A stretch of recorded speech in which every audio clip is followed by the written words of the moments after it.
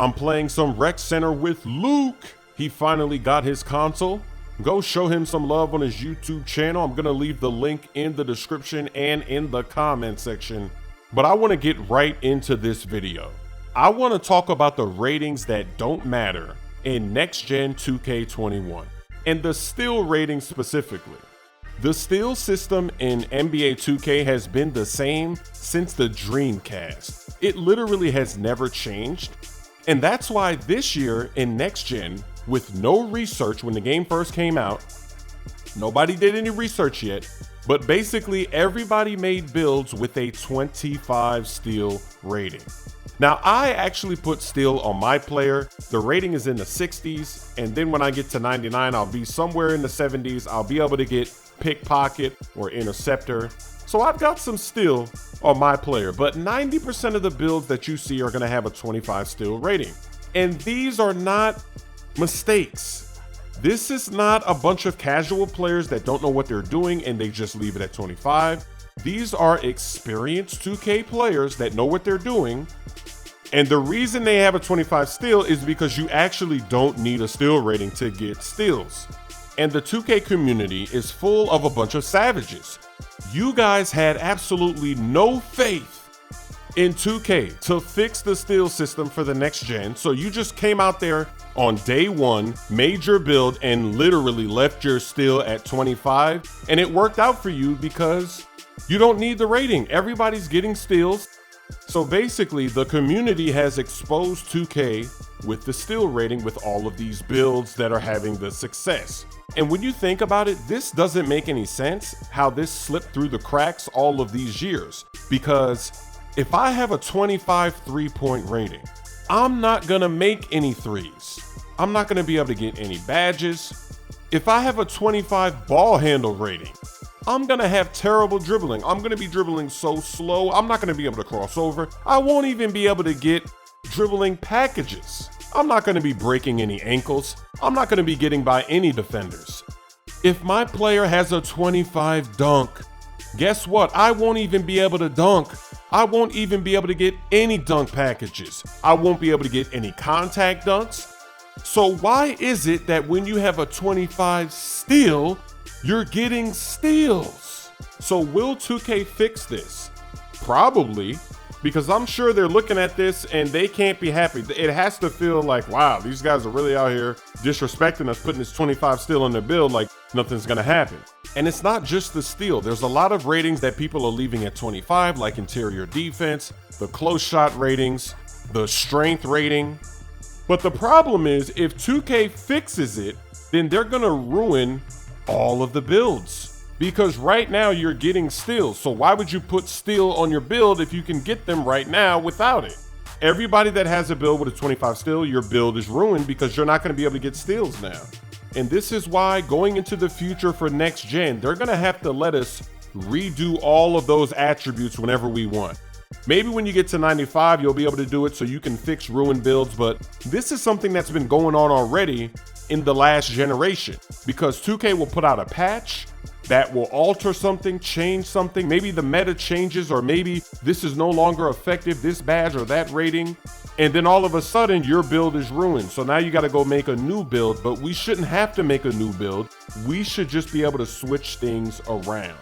I think that everything on the first page, you shouldn't be able to change, like your position, your height, your weight, your wingspan, that has to stay the same. I'm talking about when you get to that next page and you start picking the actual attributes, we should be able to go back in there and change that as 2K changes their game, because you never know what they're gonna do to change something that's gonna affect your build negatively. And this has already been happening every year, basically. You make a build and then every month is a different month. The gameplay's totally different. This works or this no longer works. This is overpowered. Now it's not overpowered. Now it sucks. 2K did a great job with the badges, allowing us to change them at any time. Last year, we had to wait until we unlocked another slot or another one, and then we could change it. And then, of course, we were supposed to be able to change our takeovers, but that badge is not working right now. It's glitched. You know they're going to fix that, so eventually that's going to be nice. But the actual attributes have to be the next step for next gen. But here's the thing. The steal system has to be revamped. This is the most disappointing aspect of the gameplay for next gen, because 2K, what they did this year was they worked on jump shot aiming. Out of nowhere, that was the new feature where you could aim your shots with the right stick. You could shoot it a little bit too much to the left or the right. They even have a jump shot art system where you can control how high or how low you want your shot to go. But who asked for that? I've never heard anybody say, you know what we need in 2K? We need to be able to aim our jump shots. It took 2K a lot of time to add in this new feature, and they could have used that time instead to work on a real dribbling and stealing system to make that ball dynamic, to make that ball vulnerable all the time, so that as a dribbler, you have to protect the ball, because this is what would really balance the game.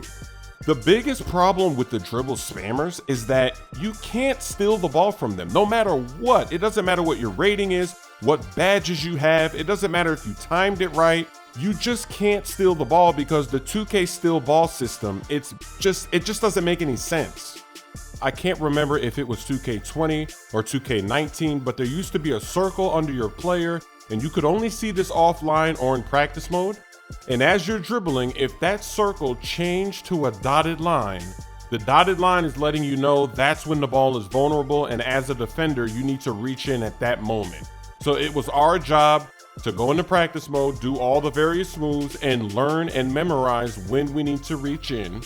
But what that system exposed was that a lot of these dribble moves, the ball was vulnerable right before they started the dribble move, but in the middle of the dribble move, or even at the end of the dribble move, the ball was not vulnerable. So when somebody's dribbling in front of you online and they're going through the legs, they're crossing over behind the back, they're doing all these spins, they're doing all these combos, you're basically defenseless, because if you reach in, nothing is going to happen. You're just gonna put yourself out of position. So now all of a sudden, we're ball watching. We have to stand there and watch these guys dribble, and then the dribble gods, even if they have a window to go, they don't want to go. They want to dribble all the way to 20 seconds on the shot clock and then start doing weird movements, doing a half spin or doing a spin, breaking a spin, stepping back. They start doing all this crazy stuff, and we have to sit there and watch it. It's a very annoying play style. And then of course there's the badge, handles for days. So then these guys, they never even get tired. Their stamina never goes down. And then even if their stamina did go down, they find ways to do moves that don't use stamina. So they'll give themselves like 2 or 3 seconds off where they just use the left stick.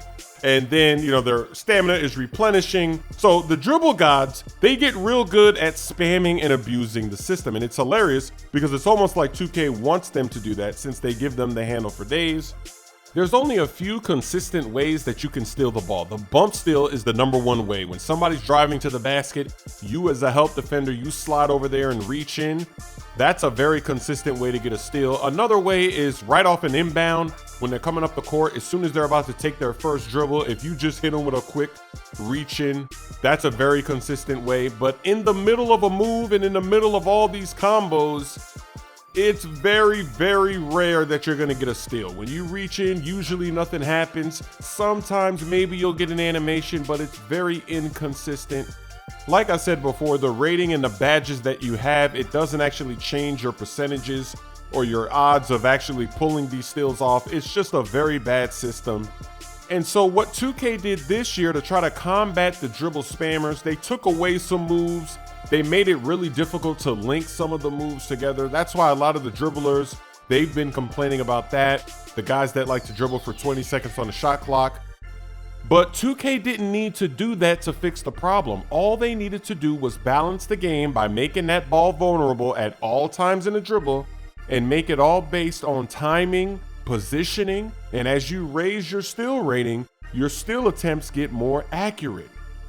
Just like the good stealers in the NBA, Jimmy Butler, Kawhi Leonard, Rajon Rondo, all these guys with long wingspans, when they steal the ball, when they attempt to steal it, they even use discrete angles. They put their hand all the way over here. They're not hitting the player. They're making sure just to go for the ball. So I thought in 2K, that was going to be the progression of the steal game and of your rating going up. But as you're seeing here with 2K21, Everybody's getting steals, whether you have a 25 steal or a 95 steal, whether you have badges, it doesn't matter. It doesn't do anything. So you, the community, you're exposing this at the start of next gen with all of these builds that everybody's been making, leaving out the steal rating. And it's not just that. We also have the interior defense rating.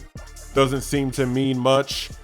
And this stealing issue is so confusing because if you have any kind of basketball IQ, if you've ever played basketball, then you know when you're supposed to reach in. So when you're playing the game and you see somebody dribble and you see them doing a move, you're saying, okay, I'm gonna reach in right now.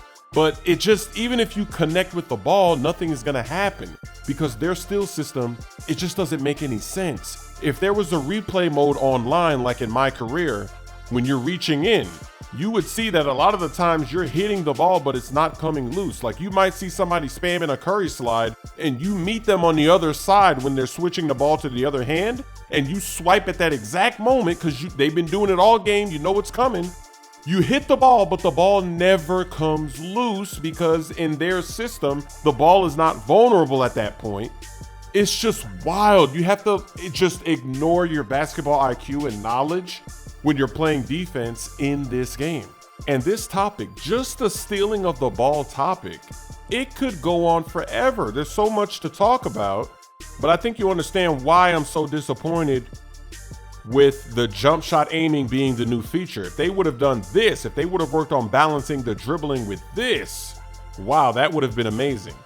Right now, we're seeing that 6'7" power forward build, it's taken over the game, and for some reason, 2K allowed them to get badges, dribbling badges, with lower ratings. As a point guard, if you want quick first step, you need a 94 rating, but you can get it with an 80-something rating as a power forward that's 6'7", and that doesn't make any sense to get the Hall of Fame version of the badge. Because 2K has a lot of animations like dunking animations, layup animations that are capped by sometimes position or sometimes your height or even your rating, but then they want to lower it for the power forwards for dribbling.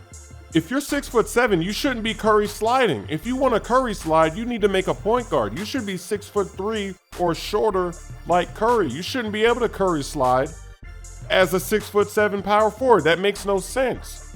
So it's just weird because 2K, they already have these restrictions and these balancing efforts with some of the other ratings like shooting and dunking. But for some reason, the dribbling, they just said, we're gonna make it easier for power forwards to get badges, and it just doesn't make any sense. So let me know what you think in the comment section. This video is actually pretty long already. I'm gonna make another video because I got more to talk about some of these other ratings and some of the other issues. And the rec center is a lot of fun. It's the only way you can play online now without any lag, and I'm enjoying it. Oh, I dropped him! That's beautiful. That's a great sign. I'm getting ankle breakers in TakeOver without the ankle breaker badge. Wow. If I can get ankle breakers without